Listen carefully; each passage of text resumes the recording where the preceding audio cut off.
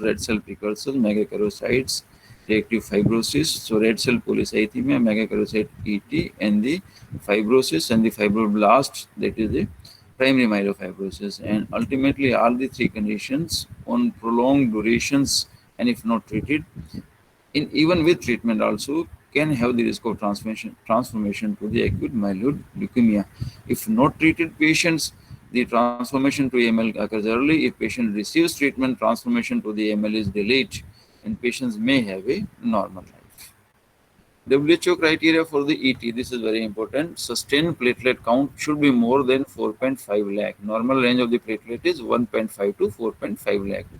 Bone marrow biopsy specimen, that is very important. So bone marrow aspiration and biopsy is very important for the MPN, except the CML, where we can escape from the bone marrow biopsy. It is not you can say we can do away with bone marrow biopsy. However, as far as the literature is concerned, if the gold standard or the literature mentions, if you do it, that is very good. So second is bone marrow biopsy specimen showing proliferation of mainly megakaryocytic lineage with increased number of enlarged mature megakaryocytes, no significant increase or left shift of the neutrophil, granulopoiesis or erythropoiesis. This is very important. So this is primarily affecting the megakaryocytic lineage, and that will show the mature megakaryocytes. Not meeting the WHO criteria for polycythemia vera, myelofibrosis, BCR-ABL, positive, CMM. That is, such patients should be negative for the BCR-ABL. So whenever we come across any patients where we suspect a diagnosis of the MPN, the first investigation of CHAI should be the BCR-ABL. If BCR-ABL becomes positive, it is CML. If it becomes negative, then it can be either of the three conditions. So BCR-ABL has to be negative in other three conditions. That is mandatory.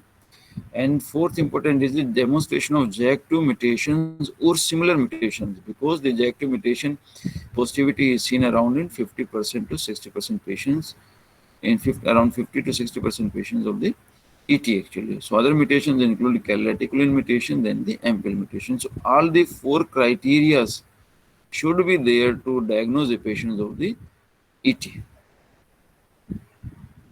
So this diagram is showing the bone marrow aspiration and bone marrow biopsy. Actually, basically, these are all the biopsy smears which are showing the increased, enlarged and increased number of the megakaryocytes, which is very visible. And these are the fatty spaces in the bone marrow biopsy.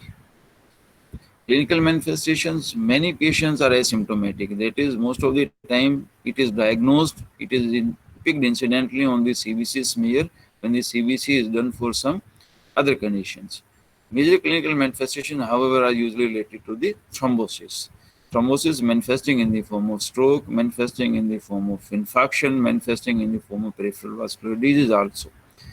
May have bleeding, but it is less common, and bleeding usually occurs when the platelet count is more than 10 lakhs, and this occurs because the more number of the platelets, they consume the von Willebrand factors, and there is a deficiency of the von Willebrand factors. So that's why in such patients, when the platelet count is more than 10 lakh, and if more than 15 lakh, that's a very high risk of bleeding. So such patients are not given aspirin when the platelet count is more than 15 lakh at least. That's contraindications. Arterial thrombosis is more common than the venous thrombosis, and small vessels involvement is more common than the large vessels. Any system in the body can be affected. Neurologic and distal extremities are most commonly involved in such patients. Neurological manifestations, persistent headache, paresthesias, episodes, TIA episodes, and may progress sometimes to the definite cerebral infarct, that is CV. Small vessel involvement like microvascular events involving fingers and toes, which is quite common. Distal pain increased by the warmth, gangrene of the digits, that is very characteristic features. Arthromyalgia, redness, duskiness, and burning pain in the extremities, and dramatic relief with the aspirin. This is a sporty factor actually in such patients. This is the diagram showing the, you can see the arthromyalgia type of picture, red dusky skin, and this the distal gangrene which is seen in such patients. And patients, if when started on the aspirin, they have a dramatic response to the aspirin. Partial correlation between platelet count and thrombotic manifestations. Higher count associated with higher risk, but more than 15, there is a risk of bleeding. Risk factors for thrombosis. There are other risk factors like the age of the patient, history of previous thrombotic disease, smoking, hypertension, diabetes. Young patients with no other risk factors with previous history of thrombotic episodes have relatively very low risk of thrombotic events. Hemorrhagic manifestation tends to occur with high platelet counts, like platelet count is more than 10 lakh, but incidence is very high if the platelet count is more than 15 lakh. Bleeding is generally mild. GI tract is most common site of bleeding. Other sites like skin, eyes, urinary tract, gums, joints, brain. Okay. Differential diagnosis. The most important differential is the reactive thrombocytosis. That is the most important differential diagnosis. And the reactive thrombocytosis, most common condition where the reactive thrombocytosis is seen is the iron deficiency anemia. That is very important. Other chronic myeloproliferative neoplasms, pseudothrombocythemia. This is also very important, like WBC fragments. In case of leukemia, where the count is very high, it is actually picked as a platelet or counted as a platelet by the cell counter. Cystocytes, microspherocytes. Must exclude chronic myeloleukemia. So whenever we come across any kind of MPN, always remember, first advise the BCR-ABL if you cannot advise the whole panel. Causes of reactive thrombocytosis like infections, inflammations, non-hematological malignancies, trauma, blood loss or iron deficiency, splenectomy or hyposplenic state, hemolysis, rebound after thrombocytopenia of any cause. Important one is the ITP. Like the patient of the ITP receiving the thrombopoietic agents, the platelet count, if not monitored, may go in ranges of lakhs actually. Thrombocytosis in MPNs. Marked thrombocytosis can be seen in any of the MPNs. Remember this. Platelet count cannot be used to differentiate TT from other MPNs. CML is a more common cause of marked thrombocytosis than is ET. That is why the BCR-ABL is the first test which has to be advised, so CML has to be excluded. CBC and peripheral smear, the first platelet count more than 4.5 lakhs, maybe more than 10 lakh. Leukocytosis is common, but mostly it is mature. Remember this. This is how we can differentiate it from CML. In case of CML, it is the left to shift. That is a mixture of mature as well as the immature granulocytes. But in case of ET, only the mature granulocytes are there. Mild basophilia, occasional immature granulocytes may be present.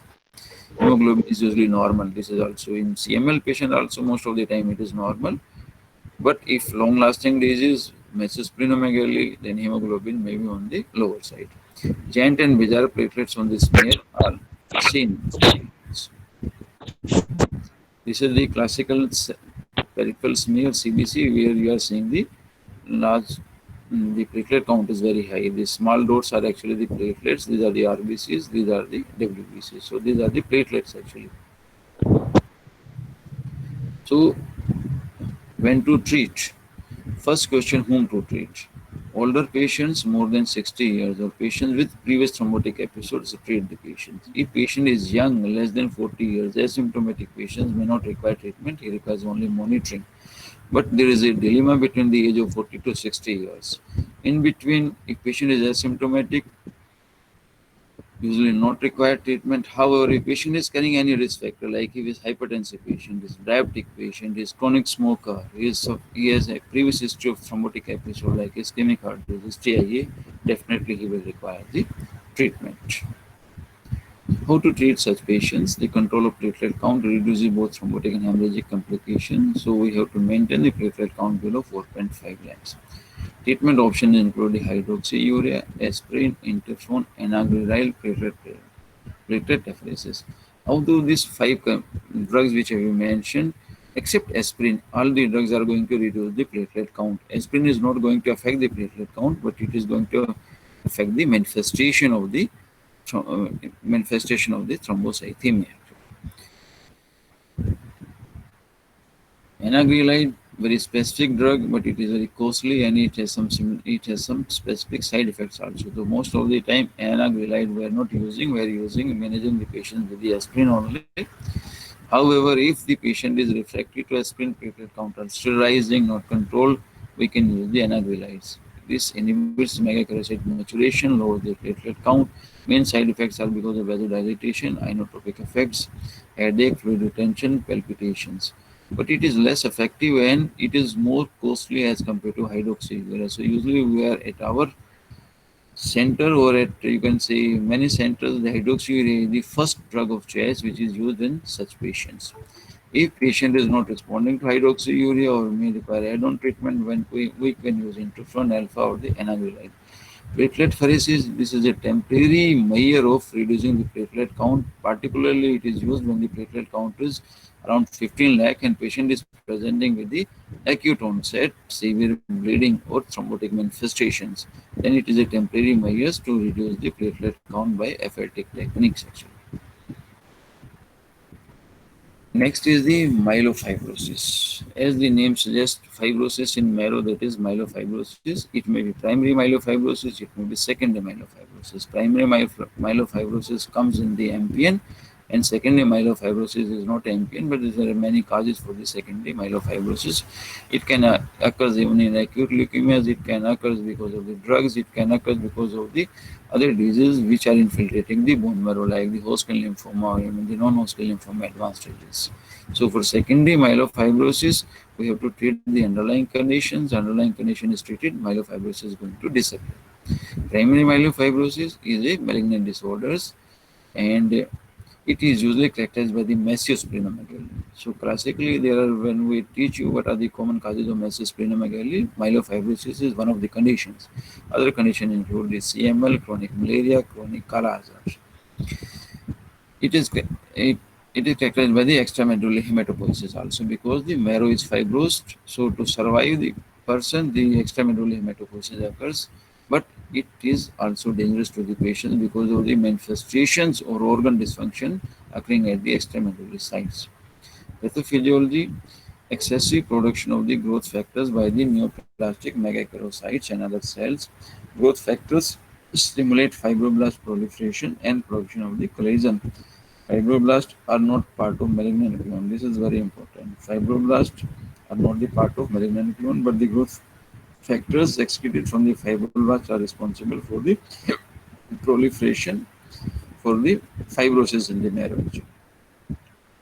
There are various synonyms also, like agonogenic myeloid metaplasia, myelofibrosis, myeloid metaplasia, or chronic idiopathic myelofibrosis. But now it is basically called as PMF, primary myelofibrosis. Epidemiology: it is a uncommon conditions, but again, like it is not rare. Predominantly older populations, again male and female is equal. Possible etiologic factors, lionizing variations, organic solvents, no obvious underlying cause in most of the cases. Diagnostic criteria for the myelofibrosis: just like the diagnostic criteria for the ET, there is WHO defined diagnostic criteria, which is requiring all the three majors and two minor criteria. Major criteria include megakaryocyte proliferation and atypia. Now remember this, megakaryocyte proliferation in the ET. There was no atypia, but here they occur atypia and accompanied by the other reticulin or collagen fibrosis, whereas in ET the fibrosis should not be there. Or in the absence of significant reticular fibrosis, megakaryocyte changes must be accompanied by increased bone marrow cellularity, characterized by the granulocytic proliferation and decreased erythropoiesis. That is it. Not meeting WHO criteria, that is BCR-ABL should be negative, and JAK2 mutation or other mutation like MPL mutations. This is mutation is also seen in patients of the ET, but more common in the ET as compared in the myelofibrosis, but can occur in the myelofibrotic patients also. Then minor criteria include leukoarthroblastic picture, which is defined as shift to left and teardrops RBC. Leukoarthroblastic picture is increase in lactate, anemia, and splenomegaly. So three major criteria, all the three major criteria and two minor criteria. Once again, I am revising major criteria: megakaryocyte proliferation with atypia. This is very important. Plus evidence of fibrosis. BCR-ABL should be negative. Other mutations may be positive, may be negative, because the mutation is positive only in around 50 to 60% of cases. However, in such cases, actually there may be some difficulty in such patients when the mutations are negative. But if there is a fibrosis in the marrow, leukoarthroplastic picture, patient has splenomegaly, anemia, the patient is meeting these criteria, so we are dealing with the myelofibrosis in patients. Diagnostic criteria: the myelofibrosis can occur in patients of patients of polycythemia vera or ET who has previous history. That is, long-lasting polycythemia vera or ET can progress to myelofibrosis. Then it is called as post-PV or post-ET myelofibrosis. And here major criteria, again demonstration of the major criteria for myelofibrosis, as we discussed already, that is proliferation, small to large megakaryocytes, atypia, not meeting WHO criteria, and that is B cerebral negative, demonstration of mutations, selective mutations. The presence of this mutation is sportive, but the absence of this mutation doesn't rule out myelofibrosis and minor criteria. So three majors and more than two minor, equal to or more than two minor criteria should be there. Post PV or ET MF, there should be definite history of PV and ET in such patients, because to progress to myelofibrosis in patients of PV and ET will require a long duration, that is at least 5 to 6 years or maybe more than this actually is required for the progression of disease. This is important diagram. This is showing the megakaryocytes in different shapes and different sizes, that is megakaryocytic atypia, and this atypia was not part of the ET. This was not seen in patients of the ET. Now there is a grading for the bone marrow fibrosis, and this diagram is just showing the different types. This is a classical, you can see the bundles, so the fibers bundle which comes in the grade 3. There are two systems actually, grade 0 to 3 and grade 1 to 4. So you can follow whatever.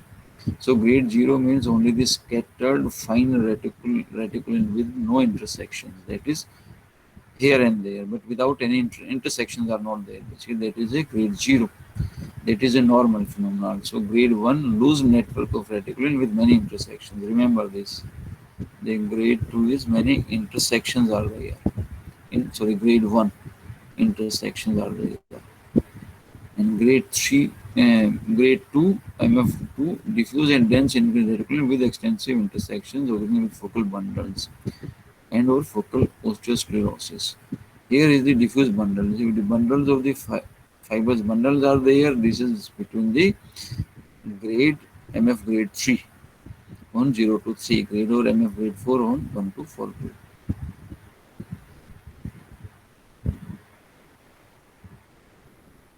And the stain usually used as the silver stain is used in such is for clinical features. The most common is the fatigue because of the anemia and abdominal discomfort, early satiety due to splenomegaly, bleeding, petechiae purpura to the hematemesis from gastroesophageal varices.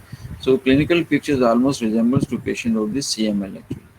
So in patients of CML, myelofibrosis is always a differential diagnosis because it has almost similar presentation to the CML, except being it is a B cerebral negative, hence it carries a poor prognosis as compared to the CML. These are the symptomatic burden in patient of myelofibrosis. Various symptoms like night sweats, weight loss, fevers. Constitutional symptoms are more common in myelofibrosis as compared to patients of the CML. Remember this. Early satiety, discomfort, cough, pain, itching, fatigue, inactivity, insomnia, etc. CBC almost resembles to that of a patient of CML, but here anemia is more common and anemia is more common. Otherwise, left to shift is also there. Another important point in this CBC and peripheral smear is the teardrops RBC, which is not seen in patients of the CML, whereas teardrops RBCs are more common in patients of the myelofibrosis. Platelets decreased in 1/3, increased in 10 to 15% of patients. Usually, leukopenia can be seen around 25% of patients, but leukopenia in CML CP is uncommon. There is a leukocytosis. Leukopenia in CML will occur only when the CML will progress, that is, accelerated phase or the blast phase. Leukoarthroblastic reaction with teardrops RBC, this is very important. The another condition where teardrops RBC is seen is the thalassemia major actually. But in thalassemia major, leuko shift to left is not seen. Nucleated RBCs will seen in thalassemia, granulocyte precursors, including occasional blasts, megakaryocyte fragments, and platelets. So this is like a teardrops RBC, classical teardrops RBC. So this is seen in patient of myelofibrosis. These are the platelets. Other is the normocytic normochromic RBCs. This is a nucleated RBC. This is not a blast. Remember this. This is a nucleated RBC. This is degenerated cells, and this is a granule. This is the WBC granulocytes. So bone marrow diagnosis is by bone marrow. Bone marrow is essential in the workup of the BCR-ABL negative CMP. Usually dry tap occurs because if the fibrosis is very severe, it will not allow us to aspirate the marrow material. But biopsy we can take very easily. Fibrosis may be subtle at first. Cellularity is initially increased, but on later phase of the disease, it is really decreased. When it is increased, it is called a cellular phase or prefibrotic phase.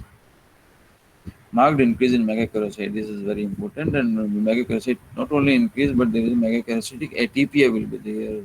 The megakaryocytes can be seen in clusters, and in case of ET, the megakaryocytes are usually of maintaining of normal shape and size, uniform size, and usually these are not in clusters. Osteosclerosis may develop, but it's a late phenomenon in patients of myelofibrosis. And this is a classical example. Just look at this. This is the these are the fibrosis in the marrow actually. The fibrotic marrow is there. This is the strain actually. This is showing the fibrosis. These are the bundles actually, and there are multiple bundles. Actually, it is on the grade of 0 to 3. It is MF3. Differential diagnosis. CML is a close differential diagnosis. Other conditions like metastatic neoplasms, carcinoma, lymphoma, tuberculosis, fungi, other granulomatous diseases like sarcoidosis, tuberculosis, hairy cell leukemia is also very important. Yeah, this is very important as far as hematology is concerned because patients of the hairy cell leukemia are usually characterized by the masses, splenomegaly, and the cytopenia. And in case of myelofibrosis also, the patients have the masses, splenomegaly, and maybe cytopenia. Though usually cytopenia occurs in the advanced stage. So CML is a close differential diagnosis, hairy cell leukemia is a close differential diagnosis, other granulomatous conditions, and the carcinoma, this comes the rare or uncommon causes in differential diagnosis. Clinical course of the disease. Median survival is usually 5 years, but of course it depends whether early presentation or late presentation. If the patient has a very late advanced presentation where the extramedullary hematopoiesis masses are there, the survival is only around 3 to 6 months, even with best of treatment. Young patient without anemia may have prolonged survival. Causes of death in such patients are usually infection and leukemic transformation. So myelofibrosis carries more risk of leukemia transformation than any other BCR-ABL negative CMP. Heart failure or hemorrhages are less common in such patients. This is just a diagnostic criteria. Actually, you may not go into the details. These are the DIPS criteria, DIPS plus criteria. These are the few parameters actually. So don't go into the details of this. These are of no use, at least for UG undergraduate students. Treatment. Treatment is most of the time palliative treatment. Correct the reversible factors if deficiency is there. RBC is a platelet transfusion as needed. Splenectomy, there is a question mark on the splenectomy. Interferon alpha have some role. Stem cell transplantation, of course, is definite treatment, but once the patient present in advanced stage, it even with stem cell transplantation, it carries a poor prognosis because of the complications. Otherwise, it is the only curative treatment in such patients. Goals: prevent thrombosis, prevent hemorrhage, alleviate constitutional symptoms, minimize primary and recurrent disease progression, improve quality of life and survival. Now, treatment of if patient has predominant anemia only, then treatment approaches like prednisolone, danazol, or ESAs. Response is around 50 to 20%. Thalidomide, prednisolone. Thalidomide is a drug which has been mentioned in treatment of multiple myeloma, and this is second condition where it can be used, particularly when the patient of myelofibrosis have predominant symptoms of the anemia. In combination with the prednisolone, called as thalpredni regime, but the response is only around 20-25%. Lenalidomide, 20% response.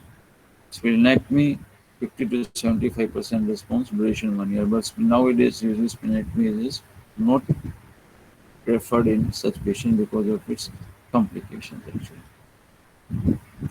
Treatment algorithm for myelofibrosis, so like DIPS plus, if patient is falling in the category of low or intermediate risk of myelofibrosis, asymptomatic, just observe the patient. The patient has symptoms, conventional drug therapy like ruxolitinib, we will discuss what is ruxolitinib, and if it is patient in intermediate to or high, this is the best treatment option in such patients. Now, Jakafi, or ruxolitinib, they are the JAK2 inhibitors, which has been licensed for use in the intermediate or high risk primary myelofibrosis, and now the indication is expanding. This can be used in patients of the ET or polycythemia vera, but not as a primary treatment, but as a second or third line treatment when the other drugs failed in such patients. It has significant effect on the size of the spleen and the constitutional symptoms. High incidence of hematologic side effects, particularly anemia and the leukopenia. It doesn't cure the disease, remember this. So doses, platelet count is more than 20 lakh, more than 2 lakh, the 20 milligram twice daily. If count is less than or count is between this, then 15 milligram twice daily. If the count is below 1 lakh and above 50,000, the dose is 5 milligram per day. Below 50,000 platelet count, the drug is not used or drug is contraindicated. The problem with the JAK2 inhibitor is one is the side effect and second is the cost of the drug. This drug is available in the India. We have used in around 3 or 4 patients with a dramatic effect, but it is costing around 45,000 rupees per month. That is the problem with this drug. Causes of death in myelofibrosis, the common is the leukemia. Another progression without leukemia, that is the disease is progressing but not has transformed in leukemia. Thrombotic complications, infections, bleeding, portal hypertension, secondary neoplasms, and some other rare causes are also. So just to summarize this, we have left with PV, polycythemia vera, we will discuss in next lecture. Just to summarize, so CML, increasing granulocytes, pH positive, predisposing transformation to acute leukemia, that is blast crisis. Miracle drug is Gleevec, or you can remember the imatinib mesylate, which is inhibitor of BCR-ABL tyrosine kinase. Dasatinib, nilotinib, another drug like bosutinib and pacritinib are the other newer TKIs actually. Dasatinib and nilotinib are also available in our country, but the problem is the cost of the drug. ET, increase in platelet counts, JAK2 mutation 50%, mean risk is thrombosis, bleeding less common, leukemic transformation, myelofibrosis less common. In fact, this is uh, this is type of MPN which has the less risk of transformation to the myelofibrosis or the leukemia. Main treatment aspirin hydroxyurea, anagrelide is used only in refractory or resistance cases, otherwise aspirin hydroxyurea. But for hydroxyurea, we have to monitor the count of the patients. That's very important. Now, myelofibrosis, as the name suggests, fibrosis in marrow and extramedullary hematopoiesis in the spleen. That is why, if you remember, when we were discussing the aplastic anemia, the diagnosis, the definition of the aplastic anemia was defined as pancytopenia plus hypocellular marrow in the absence of any evidence of infiltration or fibrosis. That's why because the myelofibrosis is otherwise also responsible for the cytopenia. And that is why the fibrosis has to be excluded in patient to diagnose the patient with the aplastic anemia. JAK2 mutation again 50%, main risk is bone marrow failure, significant risk of acute leukemic transformation. So if we compare this condition to the ET, there is a high risk of acute leukemic transformation in myelofibrosis, and treatment is mainly supportive treatment. So with this, we have discussed the main MPN, MDS MPN. I don't think you should go into this. This is not of importance to you, but just